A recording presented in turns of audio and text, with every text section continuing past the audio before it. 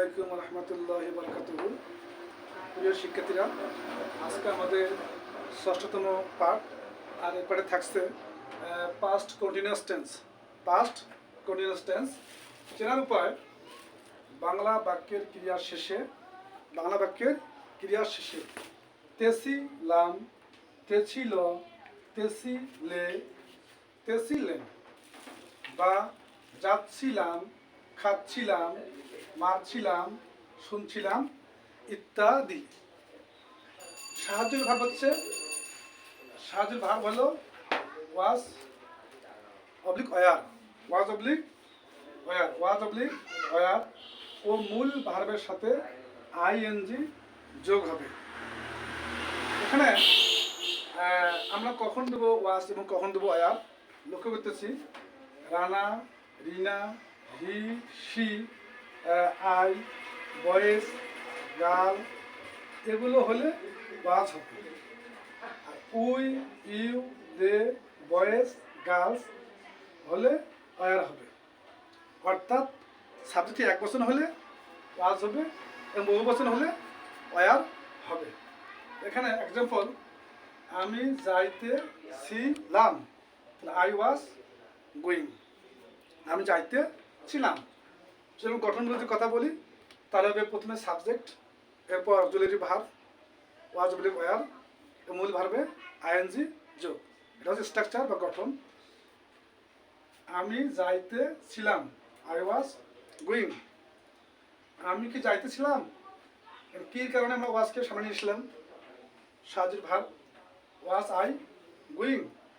আমি যাইতেছিলাম না, I was not going.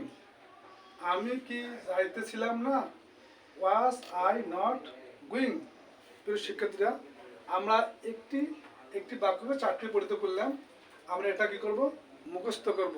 এরপর আমরা নিজে কি করবো? এটা প্র্যাকটিস করব, চর্চা করব এবং তৈরি করব। এখানে লক্ষ্য করেন, আমি কথা বলিতেছিলাম, শুধুমাত্র এখানে আমি যাইতেছিলাম আর এখানে কথা বলিতেছিলাম।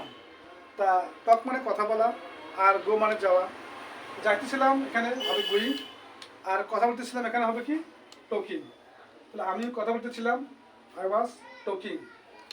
আমি খাইতেছিলাম, আই ওয়াজ ইটিং। আমি খাইতেছিলাম। আমি লিখিতেছিলাম, আই ওয়াজ রাইটিং। এবার আমি পড়িতেছিলাম, তাহলে আই ওয়াজ রিডিং।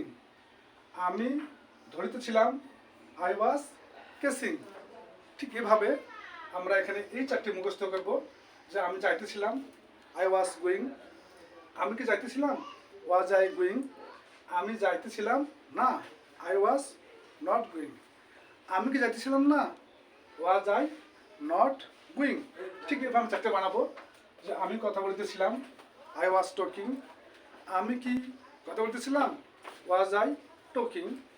আমি কথা বলতেছিলাম না, আই ওয়াজ নট টকিং। আমি কি কথা বলতেছিলাম না, ওয়াজ আই নট টকিং।